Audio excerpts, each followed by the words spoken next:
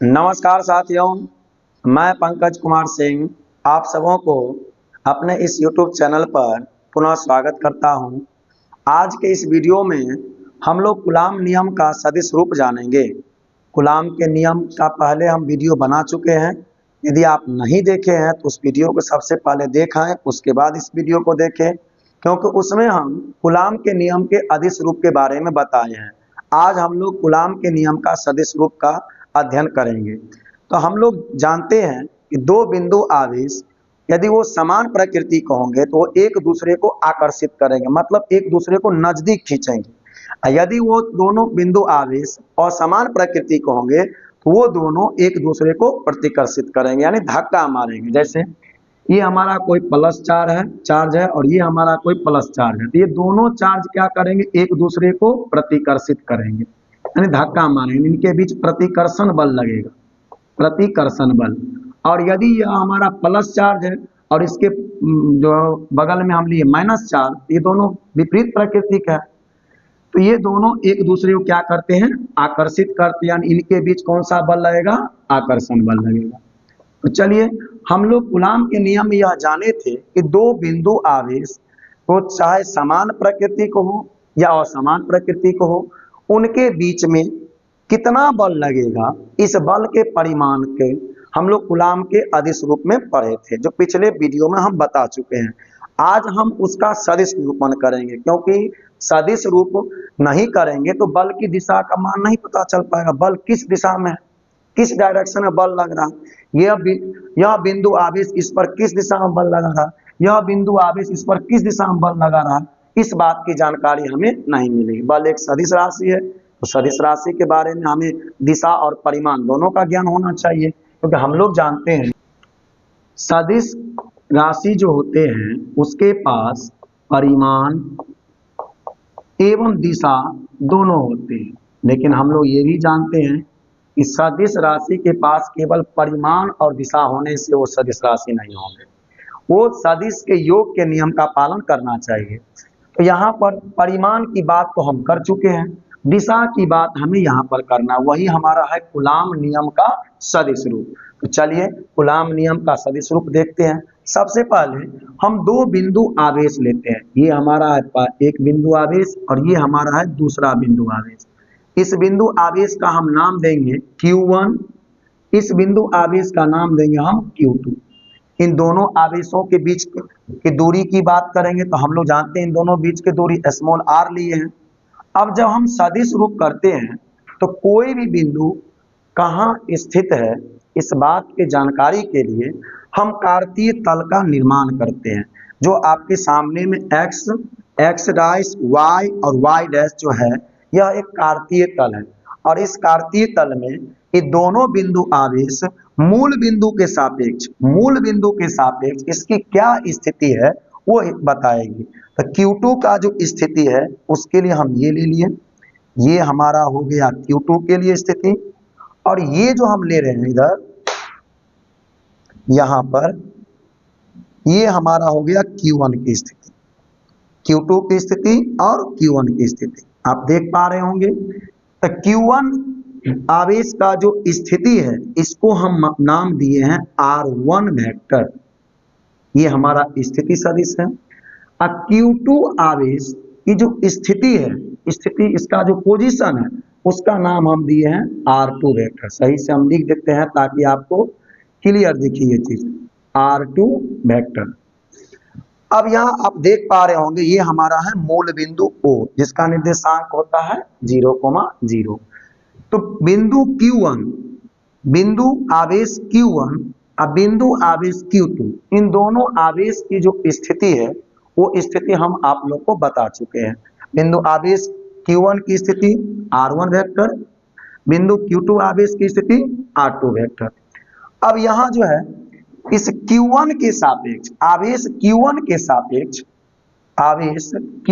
सापेक्ष जो Q2 आवेश की स्थिति होगी, Q1 के सापेक्ष जो Q2 आवेश की स्थिति होगी वो स्थिति सदिश हमारा ये है। तो किसके सापेक्ष ले रहे हैं, Q1 के सापेक्ष Q2 की स्थिति सदिश। तो इसको हम लोग लिखेंगे R21 वेक्टर, R21 वेक्टर। और इसी तरह से कोई कहेगा कि हम Q2 के सापेक्ष Q1 का स्थिति निकाल रहे हैं, Q2 के सापेक्ष Q1 का स्थिति निकालेंगे, तो ये हमारा हो जाएगा R12 वेक्टर, R12 वेक्टर। हम यहाँ पर Q1 बिंदु आवेश की स्थिति सदिश ले लिए, यानी इसका स्थिति कहाँ है। जब हम सदिश रूप करते हैं तो वहां दूरी की बात नहीं करते हैं, दूरी एक अदिश राशि है, इसके पास केवल परिमाण होते हैं। हम यहाँ पर उसकी दिशा की भी बात करेंगे, इसीलिए हम यहाँ पर लेते हैं स्थिति सदिश। और हमेशा स्थिति सदिश जो होता है वो रहता है मूल बिंदु के सापेक्ष, मूल बिंदु के सापेक्ष, ये हमारा मूल बिंदु है। उसी तरह से Q1 के सापेक्ष Q2 की स्थिति सदिश को हम लिए हैं R21 वेक्टर, और Q2 के सापेक्ष Q1 का स्थिति सदिश हम लिए हैं R12 वेक्टर।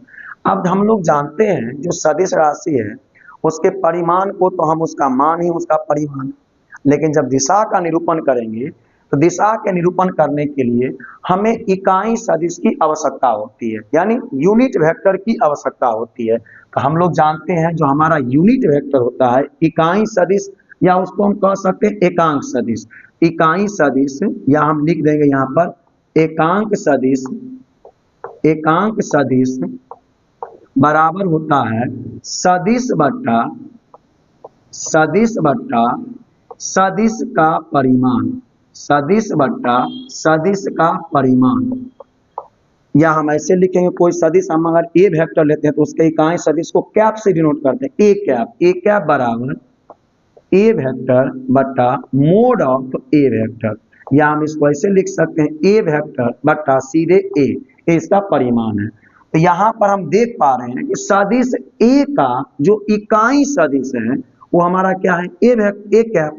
ठीक उसी तरह से यहाँ पर R21 वेक्टर, R21 वेक्टर जो Q1 के सापेक्ष Q2 की स्थिति सदिश है, इसका जो इकाई सदिश होगा, यानी इसकी जो डायरेक्शन होगी वो होगा हमारा कितना हो जाएगा, R Q1 के सापेक्ष हम Q2 की बात कर रहे हैं, तो Q1 के सापेक्ष Q2 के लिए ये आएगा हमारा R21 कैप, R21 कैप। या हम इसको कैसे लिखे, ठीक है, दिख रहा होगा आप लोगों को।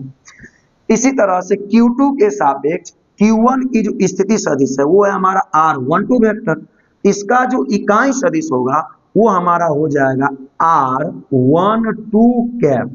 कैसे किए, ए वेक्टर का इकाई सदिश ए कैप, तो R21 वेक्टर का इकाई सदिश R21 कैप, R12 वेक्टर का इकाई सदिश R12 कैप। वो ये मत कहिएगा कि ये दोनों एक है, नहीं, ये हमारा स्थिति सदिश है और ये हमारा इकाई सदिश है। इस बात का पूरा ध्यान रखिए, स्थिति सदिश मूल बिंदु के सापेक्ष स्थिति बताता है और इकाई सदिश के पास केवल परिमाण एक होता है। इकाई सदिश का परिमाण एक और उसका दिशा जो है बाबू, हम बात करते हैं दिशा की बात, जिस अक्ष के लिए लेंगे उसी एक दिशीय होता है, वन डायमेंशन से एक रेखीय कहते हैं ना, बस एक दिशा में रहता है। तो यहाँ पर दोनों का हम दिशा दिखा दिए हैं। तो क्या सब लिए हैं उस बात को पहले हम नोट कर लेते हैं। यहाँ पर जो हमारा Q1 है, Q1 आवेश के लिए हम क्या किए हैं, पहले स्थिति सदिश लेते, इसको हम लिखते हैं यहाँ पर R1 वेक्टर। R1 वेक्टर है मूल बिंदु के सापेक्ष, मूल बिंदु के सापेक्ष, मूल बिंदु के सापेक्ष, मूल बिंदु के सापेक्ष आवेश, आवेश Q1 की स्थिति सदिश, स्थिति सदिश।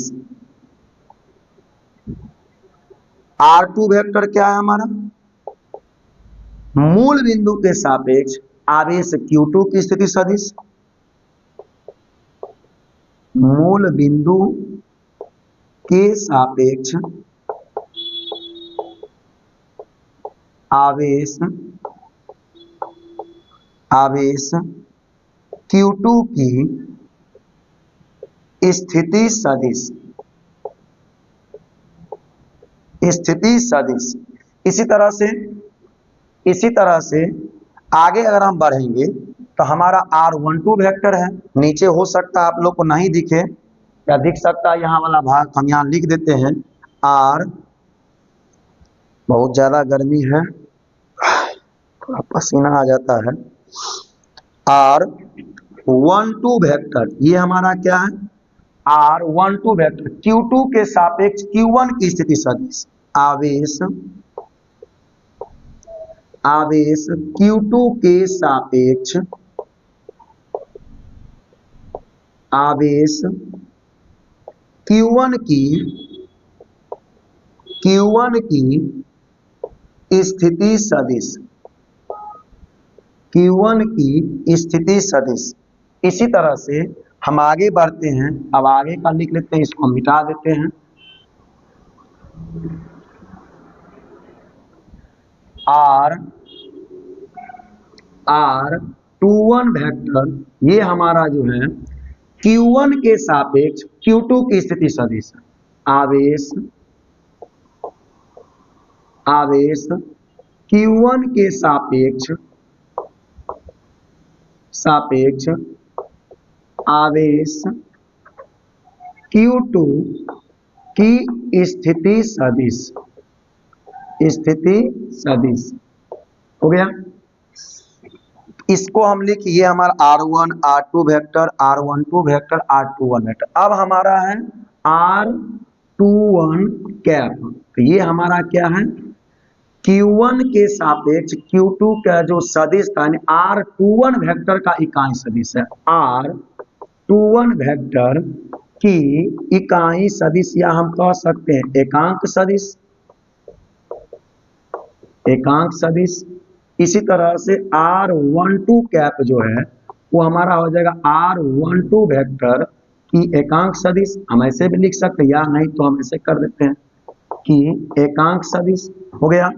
अब हम यहाँ पर देख पा रहे हैं, ये हम लेते हैं प्लस और ये भी हम ले लिए प्लस, दोनों प्लस चार्ज है, एक दूसरे को क्या करेंगे धक्का मारेंगे, प्रतिकर्षित करेंगे। प्लस माइनस होगा तो आकर्षण का, तो चाहेगा सटा लेंगे, पूरा खींच लेंगे, तो यहाँ धक्का मारेगा, तो कितना बल से धक्का मारेगा, तो q1 आवेश जो है वो q2 आवेश पर धक्का मारेगा, q1 आवेश के कारण q2 पर धक्का लगेगा इस दिशा में, और q2 के कारण q1 पर जो धक्का लगेगा वो इस दिशा में लगेगा। तो ये है कितना, यहां पर q2 के कारण जो q1 पर बल लगेगा, ये दोनों प्लस चार्ज है, प्रतिकर्षण बल लगेगा, तो ये बल की जो दिशा होगी वो होगी F12 वेक्टर, क्योंकि 2 के कारण 1 पर लग रहा है, ये हमारा हो गया F12 वेक्टर। अब आवेश प्लस q1 के कारण आवेश प्लस q2 पर जो बल लगेगा उसकी दिशा होगी F21 वेक्टर। हम यहाँ पर एकांक सदिश की दिशा यदि हम देख पाएंगे तो r12 कैप की दिशा भी F12 वेक्टर की ओर है, और r21 कैप की दिशा किधर है F21 वेक्टर की ओर है। हम इसको यहाँ मिटाकर यहाँ लिख देते हैं ताकि बढ़िया से आप लोगों को ये चीज दिख सके। r12 कैप, इस बात को समझने में और आसानी रहेगा, इस चीज को यहाँ मिटाकर हम यहाँ लिख देते हैं r21 कैप, ताकि हमें दिख रहा है कि F12 वेक्टर की दिशा और एकांक सदिश r12 कैप की दिशा एक ही है, और F21 वेक्टर की दिशा r21 कैप की दिशा, दोनों की दिशा एक ही है। अब चलिए इस कूलाम जो बल जितना बल से लगा रहा है q2 आवेश के कारण q1 पर लगने वाले बल, q2 आवेश के कारण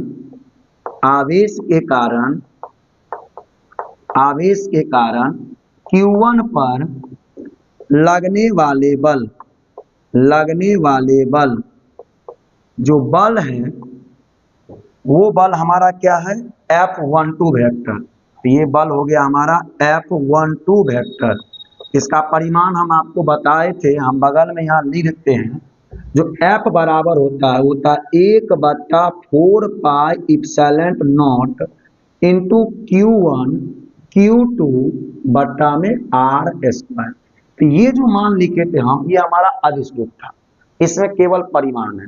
अब इसमें हमें क्या करना है, दिशा भी ऐड करना है। 1 बट्टा 4 पाई इप्सिलॉन नॉट हमारा कांस्टेंट होता है, स्थिरांक होता है, तो इसको हम क्या मानेंगे, के लेके चलेंगे। तो के इंटू Q1 Q2 बट्टा आर स्क्वायर। तो हम एफ का जो परिमाण, जो बल का परिमाण होगा, उसमें हम 1 बट्टा 4 पाई इप्सिलॉन नॉट के स्थान पर हमेशा क्या लेंगे, के लेंगे। चलिए तो यहाँ लेते हैं के इंटू Q1 Q2 बट्टा में आर स्क्वायर इंटू, अब ये तो इसका परिमाण हो गया, अब इसका दिशा भी दिखाना, कौन दिशा में बल लग रहा है।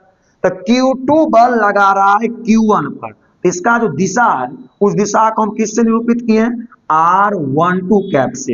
यहाँ पर लग जाएगा R12 कैप, ये हो गया इसका दिशा, यानी Q2 के कारण Q1 पर लगने वाले बल, अर्थात Q2 से Q1 की दिशा में लगने वाले बल। अब हम आगे बढ़ते हैं। अब Q1 के कारण Q2 पर जो बल लगेगा वो इस दिशा में, इसकी विपरीत दिशा में। तो Q1 आवेश के कारण, Q1 आवेश के कारण, आवेश के कारण Q2 पर लगने वाले बल, Q2 पर लगने वाले बल, ये जो बल है ये हमारा कितना है, Q1 के कारण किस पर बल लग रहा है, Q2 पर। तो कितना लग रहा है, F21 वेक्टर, यानी Q1 से Q2 की दिशा, Q1 से Q2 की दिशा। तो यहाँ हो गया F21 वेक्टर बराबर, परिमाण क्या लिखे हैं, K इंटू Q1 Q2 बटा में आर स्क्वायर। ऐसे यहाँ भी लिख सकते हैं, कोई बड़ी बात नहीं, K इंटू Q1 Q2 बटा आर स्क्वायर हो गया। अब हम क्या करते हैं, इसका दिशा दिखाते हैं। तो Q1 से Q2 की ओर, ये कोई मत लीजिएगा, ये आपका स्थिति सदिश है, ध्यान में रखिएगा, स्थिति सदिश आपको दिशा नहीं बता रही है। यहाँ पर इसके दिशा के लिए हम एकांक, जैसे एक्स अक्ष के लिए एकांक सदिश क्या होता है हमारा, आई कैप। उसी तरह से वाई अक्ष के लिए एकांक सदिश क्या होता है, एकांक सदिश जे कैप। ठीक इसी तरह से R12 वेक्टर की दिशा के लिए एकांक सदिश क्या लिए, R12 कैप। तो R21 वेक्टर की दिशा के लिए एकांक सदिश क्या लेंगे, R21 कैप। यहाँ पर हो गया R21 कैप, हो गया। इसको मान लेंगे समीकरण 1 और इसको मान लेंगे हम समीकरण 2। ये दोनों समीकरण जिसमें परिमाण और दिशा दोनों है, क्योंकि दोनों बल एक दूसरे के विपरीत लग रहा है, एक दूसरे को उल्टा पुल्टा लगा, प्लस वाला धक्का मारेगा, कभी नहीं चाहेगा हमारे पास आए। प्लस माइनस होता तो क्या चाहता, सटा ले दोनों के नजदीक ले आए, लेकिन ये प्लस वाला है, दोनों धक्का मार रहा है, तो दोनों का दिशा उल्टा, चाहे प्लस माइनस रहे कि माइनस प्लस रहे, दोनों बल एक दूसरे को क्या करेगा, एक दूसरे के विपरीत दिशा में बल लगाएगा। तो समीकरण 1 और समीकरण 2 में हम देख पा रहे हैं ये हमारा परिमाण है और ये हमारा दिशा है। तो समीकरण 1 सॉरी, यहाँ आपको लोग को नहीं दिख रहा होगा, हम थोड़ा नीचे लिखते हैं। समीकरण 1 एवं 2 दोनों ही कूलाम नियम का या कूलाम बल का सदिश रूप है, सदिश रूप है। अब यहाँ देखिए, अब हम देख पा रहे हैं कि हमारा जो R12 या यहाँ से हम लेते हैं R21, इसमें क्या है, R21 कैप बराबर R12 कैप। परिमाण में तो बराबर होगा, लेकिन दिशा विपरीत है, तो क्या लगा दिए, माइनस चिन्ह लगा दिए। तो R21 जो क्या है, R21 वेक्टर की दिशा है, और R12 जो R12 वेक्टर की दिशा है, ये दोनों एक दूसरे के विपरीत है, ये दोनों एक दूसरे के विपरीत दिशा में काम का, उल्टा पुल्टा डायरेक्शन, एक जा रहा है आगे की ओर तो एक जा रहा है पीछे की ओर। तो यहाँ पर क्या करेंगे, R21 कैप का जो मान है वो मान, या R12 कैप का मान, कोई भी मान आप किसी एक समीकरण रख सकते हो। तो यहाँ पर R21 कैप का जो मान है वो इसके लिए, तो समीकरण 2 में उसका मान रखते हैं। समीकरण 2 में R12 कैप का मान रखने पर R12 कैप का मान रखेंगे तो समीकरण 2 क्या है, देखिए F21 वेक्टर बराबर K इंटू Q1 Q2 बट्टा R स्क्वायर इंटू यहाँ पर क्या था R21 कैप, उसके स्थान पर हम क्या लिख देंगे, उसके स्थान पर लिखेंगे माइनस में R12 कैप। अब इस माइनस चिन्ह को हम आगे ले लेते हैं, R21 कैप बराबर माइनस चिन्ह आगे आगे K इंटू Q1 Q2 अब बट्टा में हमारा है R square into R21 cap हो गया। अगर आप ध्यान से देख पा रहे हो इस बात को, यहाँ से आप नोटिस कीजिए, यहाँ से नोटिस कीजिए कि यही चीज जो है समीकरण 1 में तो लिखा है, यही चीज K इंटू Q1 Q2 बट्टा R square into R12 cap कहाँ लिखा है, समीकरण 1 में, जो किसके बराबर, F12 वेक्टर, किसके बराबर है, F12 वेक्टर। हम यहाँ लिख सकते हैं, इसीलिए F21 वेक्टर बराबर माइनस F12 वेक्टर हो गया। अर्थात यहाँ से हमें क्या पता चल रहा है, हमें पता चल रहा है कि ये दोनों बल का जो परिमाण है, परिमाण समान है लेकिन दिशा क्या है, विपरीत है, दोनों का दिशा विपरीत है। और यहीं से हम ये भी कह सकते हैं कि कूलाम का जो नियम है बहू, या उसका जो सदिश रूप का जो नियम है, वैसे कूलाम का ही नियम है तो उसका सदिश रूप की है, तो सदिश रूप से हमें पता चल रहा है जो कूलाम बल होते हैं, दो बिंदुवत आवेश के बीच में लगते हैं, वो गति के तृतीय नियम का पालन करते हैं। आप लोग जानते होंगे 11वीं क्लास से कि गति के तृतीय नियम में प्रत्येक क्रिया के बराबर विपरीत प्रतिक्रिया होती है। तो जब प्रत्येक क्रिया के बराबर विपरीत प्रतिक्रिया होती है तो एक वस्तु जितना बल दूसरे वस्तु पर लगा रहा है, दूसरा वस्तु भी उतना ही बल पहले वस्तु पर लगा रहा है। वही बात है यहाँ पर, इस दोनों बल का परिमाण तो बराबर यहाँ लिखेंगे, अर्थात मोड ऑफ F21 वेक्टर बराबर मोड ऑफ F12 वेक्टर, दोनों का परिमाण तो बराबर है, लेकिन दिशा क्या है, लेकिन दिशा विपरीत है, दिशा विपरीत है, लेकिन दिशा विपरीत है। और ये बात का पुष्टि कौन कर रहा है, इस बात का पुष्टि ऋणात्मक चिन्ह कर रहा है। ऋणात्मक चिन्ह हमें बता रहा है कि दोनों बल का परिमाण आपस में बराबर हैं लेकिन दिशा क्या है, विपरीत है। आइए हम कुछ बात और जान लेते हैं। ये तो कूलाम के नियम का सदिश रूप तो हो ही गया, कुछ और बातें हैं जो कूलाम के नियम के लिए हम लोग जान लेंगे। तो कूलाम का नियम कहाँ तक लागू होंगे, तो हम लोग यहाँ से जान पाते हैं कि दोनों बल एक दूसरे के विपरीत दिशा में लग रहा है। इसका मतलब ये हो गया कि F12 वेक्टर और F21 वेक्टर दोनों एक ही रेखे पर हैं, एक ही रेखा पर है, एक ही रेखा के अनुरूप काम कर रहे हैं। अर्थात ये दोनों बिंदु आवेश पर जो बल लग रहा है, पहला के कारण दूसरे पर और दूसरा कारण पहले पर, ये दोनों बल केंद्रीय बल हैं, सेंटर टू सेंटर। कभी ये नहीं हो सकता है कि ऐसे बल लग के इधर बल लग जाए, इधर बल लग जाए। ऐसा होगा ना कि यहाँ पर एक Q1 आवेश लिए और यहाँ पर प्लस Q2 लिए और यहाँ पर मन में होगा कि इसके बीच बल रहेगा, इधर भी बल लग सकता है, इधर भी लग सकता है। नहीं, ये हमेशा एक रेखा के अनुदिश होंगे। इसीलिए बुआ यह क्या है, एक केंद्रीय बल है। कूलाम के नियम हमेशा दो बिंदुवत आवेश के बीच में लगता है, ना तो एक बिंदुवत आवेश के बीच में, ना ही दो से अधिक बिंदुवत, क्योंकि दो से अधिक लेंगे चलेंगे तो कूलाम का नियम वहां पर काम नहीं करता है, वहां पर लागू होगा अध्यारोपण का सिद्धांत। अगले वीडियो में हम आपको अध्यारोपण के सिद्धांत के बारे में बताएंगे, उसके बारे में जानकारी देंगे। अब जो है यह जो बल लग रहा है, दोनों आवेश के बीच में जो बल लग रहा है, यह बल हम अभी जाने हैं केंद्रीय बल है। यह बल बिंदु क्या कहते हैं, ये दोनों आवेश बिंदुवत आवेश होते हैं। ये बिंदुवत आवेश के अलावा, बिंदुवत आवेश का मतलब दो आवेश बहुत छोटा हो या दो आवेश बहुत बड़ा हो और उनके बीच का दूरी बहुत ज्यादा हो, क्योंकि दूरी बढ़ने पर बल का मान घटता है और आवेश के परिमाण के गुणनफल के क्या होते हैं, समानुपाती। तो आवेश बढ़ने पर बल का मान बढ़ेगा और उनके बीच का दूरी बढ़ने पर उसका क्या होगा, मान घटेगा। किसके अनुसार घटेगा, वर्ग, दूरी के वर्ग के अनुसार घट जाएगा। अब हम ये भी जानते हैं जो कूलाम का नियम है, इसमें जो कूलाम बल है, जो एक प्रकार का स्थिर वैद्युत बल है, ये दो बिंदु आवेश के बीच बहुत कम दूरी से लेकर बहुत अधिक दूरी तक लागू होते हैं। लेकिन बहुत कम दूरी में कहां तक लागू होंगे?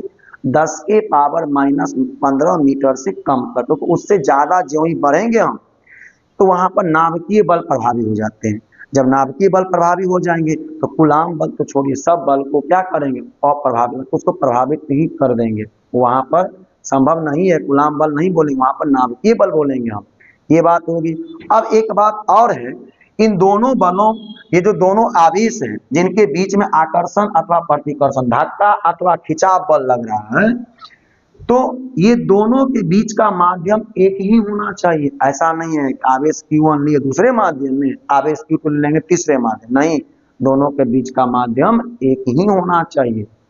ठीक, तो यही है बाबू कूलाम के नियम का सदिश रूप। हम आशा करते हैं आप लोगों को यह वीडियो अच्छा लगा होगा। यदि अच्छा लगे हमारे इस चैनल को सब्सक्राइब करें, लाइक करें और शेयर जरूर करें। यदि आपको कोई समस्या हो या कुछ पूछना हो या कोई तरह का बात हो, आप कमेंट जरूर कर सकते हैं। कमेंट करना बिल्कुल मत भूलें। इसी के साथ आज की इस वीडियो को समाप्त करते हैं और अगले वीडियो में कक्षा 12वीं के फिजिक्स में हम लोग अध्यारोपण के सिद्धांत को चालू करेंगे, अध्यारोपण के सिद्धांत को पढ़ेंगे। धन्यवाद।